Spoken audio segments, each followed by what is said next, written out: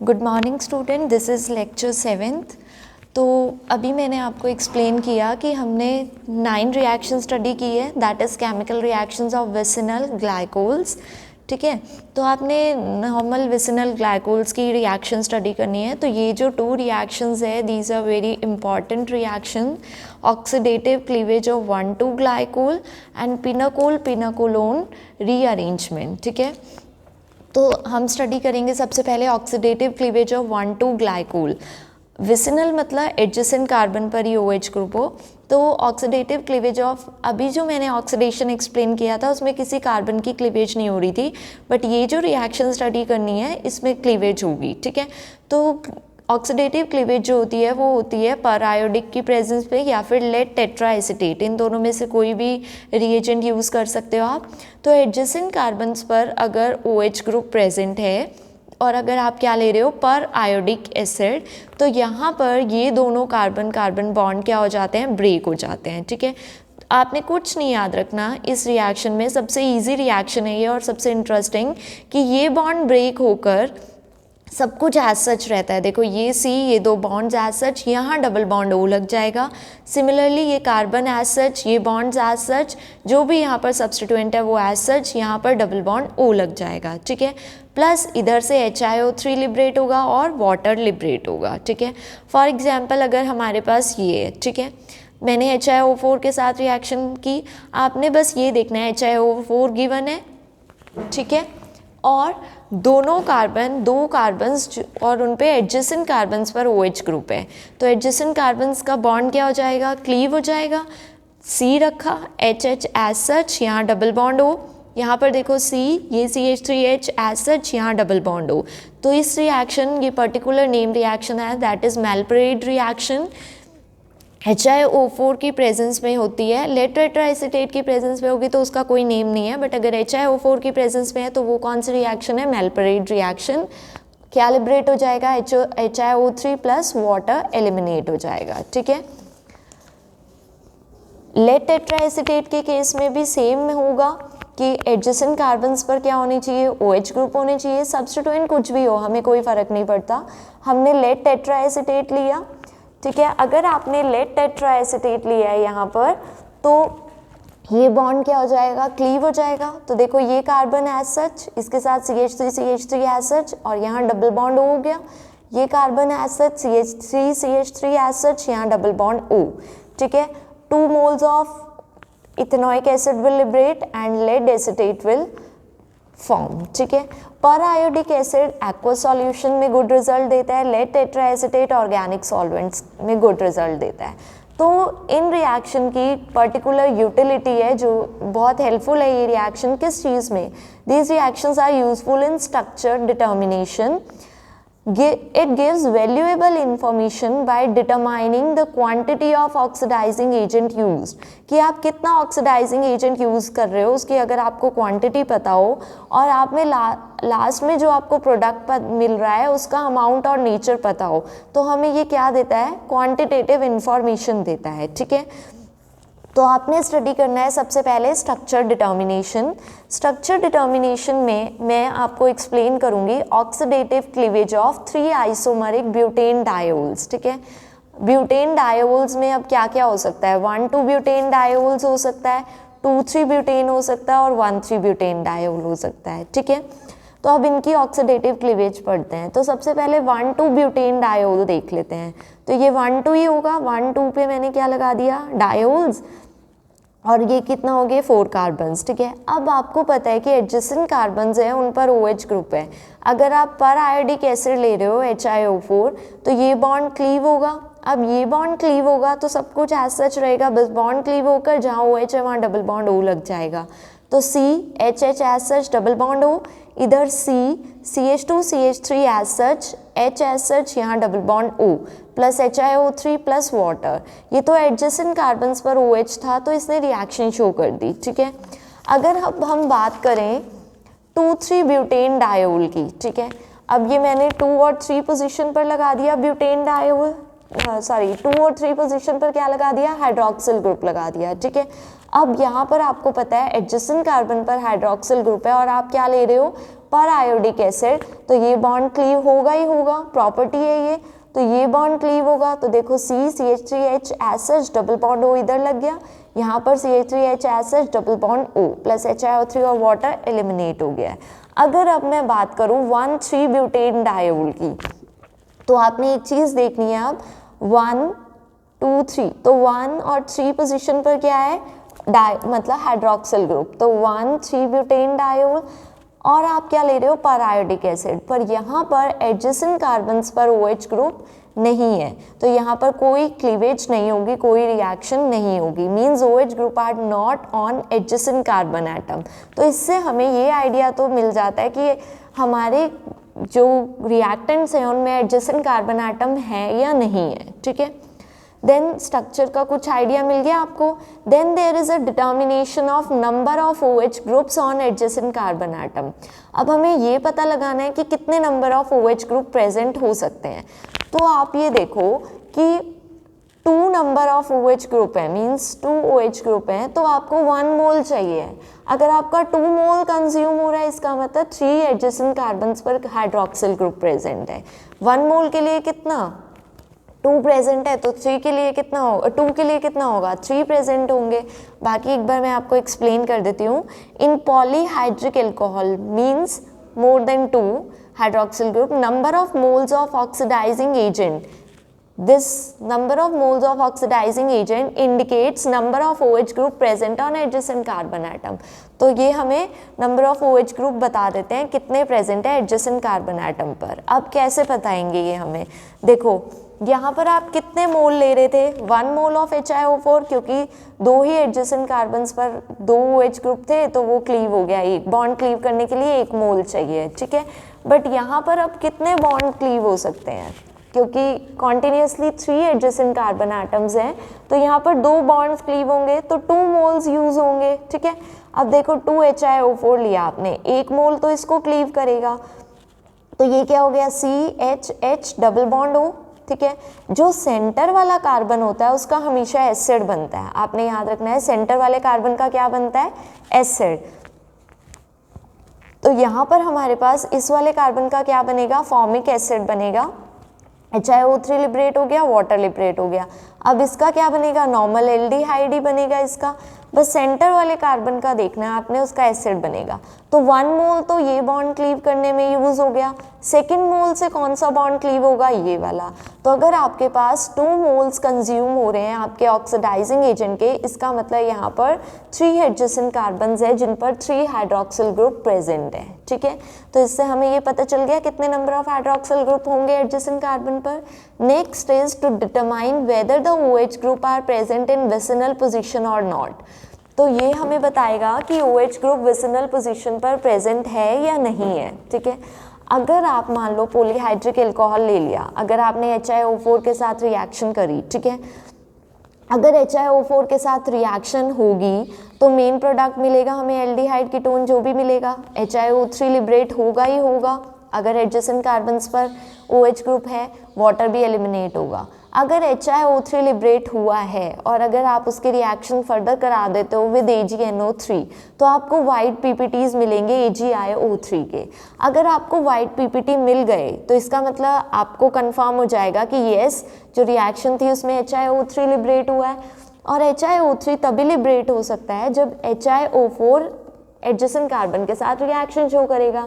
इसका मतलब अगर वाइट PPT बन रहे हैं तो इसका मतलब पॉलीहाइड्रिक एल्कोहल में एडजेसेंट हाइड्रोक्सिल ग्रुप प्रेजेंट है, ठीक है। अगर वाइट PPT नहीं फॉर्म हो रही, it means HiO3 is not form, ये नहीं बना। और अगर ये नहीं बना इसका मतलब HiO4 ने इसके साथ रिएक्शन नहीं करी, तभी तो नहीं बना।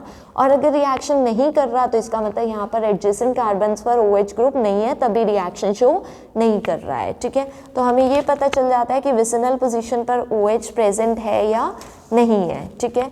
नेक्स्ट आपने पढ़ना है मैकेनिज्म, दैट इज विद पर आयोडिक एसिड, ठीक है।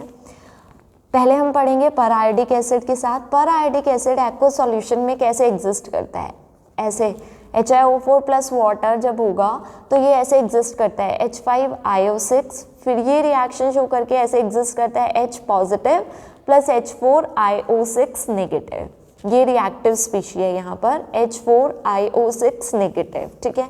अब आपके पास ये क्या है, एडजेसेंट कार्बन्स पर हाइड्रोक्सिल ग्रुप है, ये मैंने बना दिया H4IO6 नेगेटिव, नेगेटिव एक है तो इसका मतलब एक ही कार्बन पर O नेगेटिव होगा। कितने ऑक्सीजन है, 4, हाइड्रोजन है 4, तो 4 ऑक्सीजन के साथ H लगा होगा, OH OH OH OH, 4 hydrogen use हो गए, एक O नेगेटिव बन गया। अब लास्ट में एक ऑक्सीजन बचा, वो डबल बॉन्ड O के साथ एग्जिस्ट करेगा, ठीक है। अब यहाँ पर क्या होगा, आपके पास वाटर मॉलिक्यूल एलिमिनेट होंगे। कैसे होंगे, देखो यहाँ पर OH, ये H, इधर से OH, तो माइनस ऑफ वाटर क्या हो गया, एलिमिनेट हो गया, और इन कार्बन्स ने ऑक्सीजन के साथ बॉन्ड बना लिया है, ठीक है। यहाँ ऑक्सीजन के साथ बॉन्ड बन गए, ठीक है। तो देखो RCH CHR RCH CHR, और ये ऑक्सीजन के साथ इधर, ये ऑक्सीजन के साथ इन दोनों का बॉन्ड बन गया, और यहाँ पर ये एज सच रहा IOH OH माइनस O और O नेगेटिव और डबल बॉन्ड O। अब यहाँ से ये वाटर एलिमिनेट हो जाएगा, ठीक है, OH, ये वाटर क्या हो गया, एलिमिनेट हो गया, माइनस ऑफ H2 हो गया, तो यहाँ पर इस कार्बन के, इस ऑक्सीजन के साथ क्या आ गया, डबल बॉन्ड O आ गया यहाँ पर, ठीक है।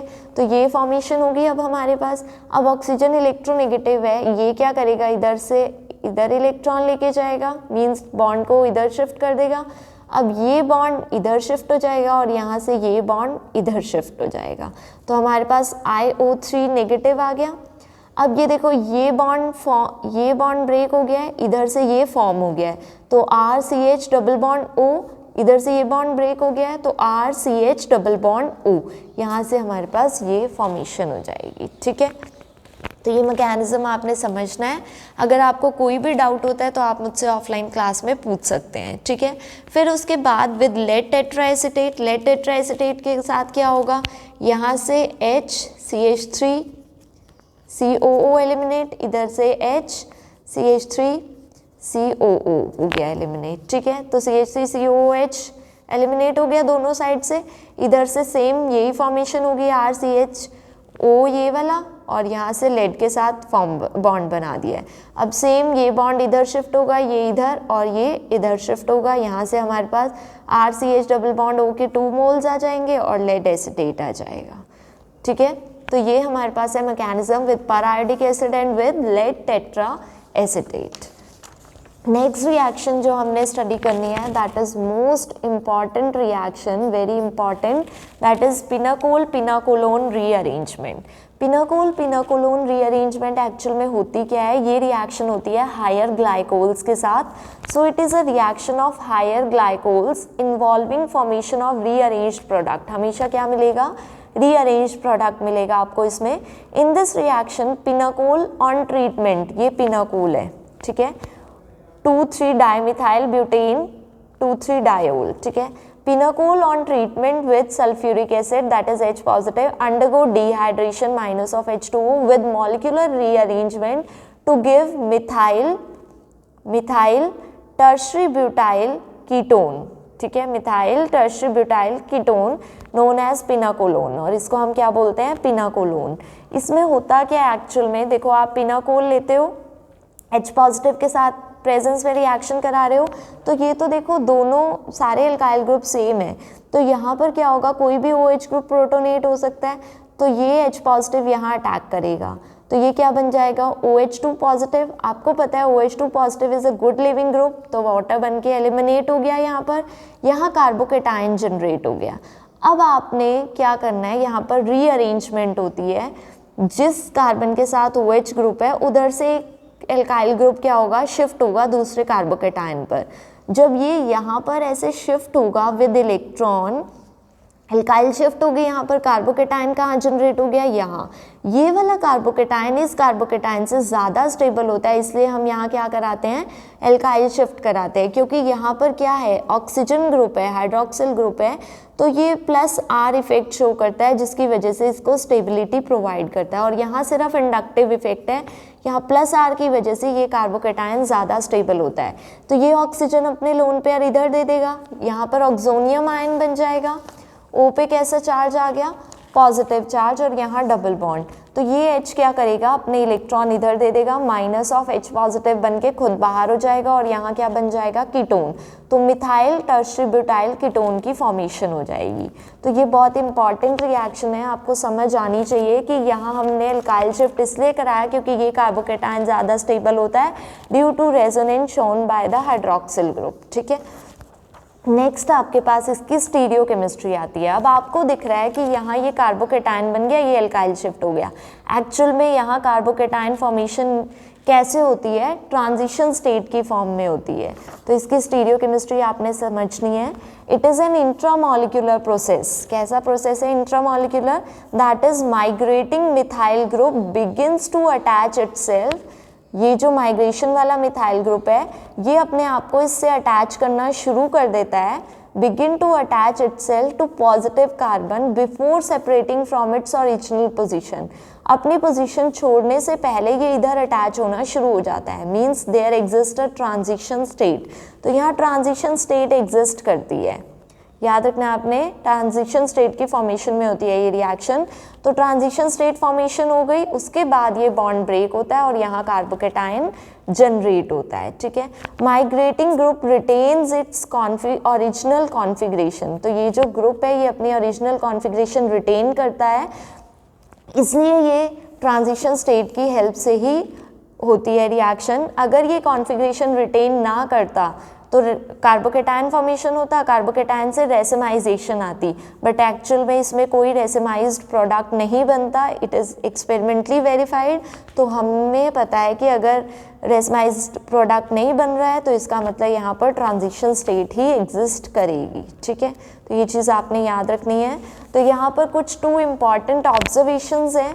रिलेटिव स्टेबिलिटी ऑफ कार्बोकेटायन, कि अगर आपके पास 2 हाइड्रोक्सिल ग्रुप है, अब जब तो एल्काइल ग्रुप सेम थे तो प्रोटोनेशन कहीं भी करा दी, बट यहाँ पर अब यहाँ फिनाइल ग्रुप है, यहाँ क्या है, मिथाइल ग्रुप है। तो अब प्रोटोनेशन कहाँ पर होगी वो देखना है आपने। तो जो ज़्यादा स्टेबल कार्बोकेटायन बनाएगा वहाँ हम प्रोटोनेशन करेंगे। ठीक है, तो ये H पॉजिटिव यहाँ अटैक करेगा क्योंकि जब ये वाटर बन के एलिमिनेट होगा तो ये कार्बोकेटायन बनेगा और इस पर 2 फिनाइल ग्रुप है जो इसको रेजोनेंस के थ्रू इस कार्बोकेटायन को ज़्यादा स्टेबलाइज करेंगे। अगर यहाँ बनाते हो तो यहाँ सिर्फ मिथाइल ग्रुप है, यहाँ सिर्फ इंडक्टिव इफेक्ट है, तो ये कार्बोकेटायन क्या है, ज़्यादा स्टेबल, तो more stable due to resonance. ठीक है, बट अगर बात करते हैं माइग्रेटरी एप्टीट्यूड्स ऑफ ग्रुप, तो आपने हमेशा याद रखना है हाइड्राइड का माइग्रेटरी इफेक्ट ज़्यादा होता है, then there is phenyl ion, then there is methyl. ठीक है, तो आपने क्या करना है, जैसे आपके पास ये ग्रुप है, ठीक है, ये हाइड्रोक्सिल डाइहाइड्रिक एल्कोहल है, तो अब इसमें एडिशन ऑफ H पॉजिटिव कराया, मीन्स प्रोटोनेशन कौन से कार्बन पर होगी, कौन से ऑक्सीजन पर होगी, यहाँ पर, क्योंकि ये फिनाइल ग्रुप लगा है, ये कार्बोकेटायन ज़्यादा स्टेबल है।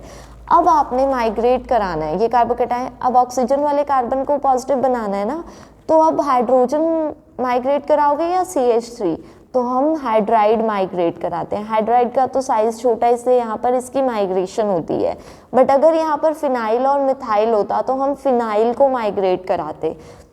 फिनाइल को क्यों माइग्रेट कराते, क्योंकि जो फिनाइल ग्रुप है वो नेबरिंग ग्रुप पार्टिसिपेशन शो करता है। क्या शो करता है, NGP, नेबरिंग ग्रुप पार्टिसिपेशन, जो कि आपने अभी ट्रांजिशन स्टेट में देखा। ये ट्रांजिशन स्टेट में यहाँ नेबरिंग ग्रुप पार्टिसिपेशन होगी। अगर यहाँ फिनाइल होगा, इसके p ऑर्बिटल होंगे, ये इसके साथ बॉन्डिंग शो करेंगे, तो इसको स्टेबलाइज करेंगे ट्रांजिशन स्टेट को। इसलिए फिनाइल ग्रुप क्या करता है, ज़्यादा माइग्रेटरी एप्टीट्यूड रखता है एज कम्पेयर टू मिथाइल। तो हाइड्रोजन और मिथाइल में कंपैरिजन करेंगे तो हाइड्राइड शिफ्ट कराएंगे, अगर यहाँ फिनाइल होता तो फिनाइल कराते हैं। ठीक है, तो यहाँ पर हाइड्राइड शिफ्ट करा दी तो यहाँ H आ गया, साथ के साथ H पॉजिटिव एलिमिनेट करा दिया, migration of hydrogen, hydride not methanide. ठीक है, तो ये चीज़ आपने याद रखनी है, बहुत इंपॉर्टेंट है ये रिएक्शन।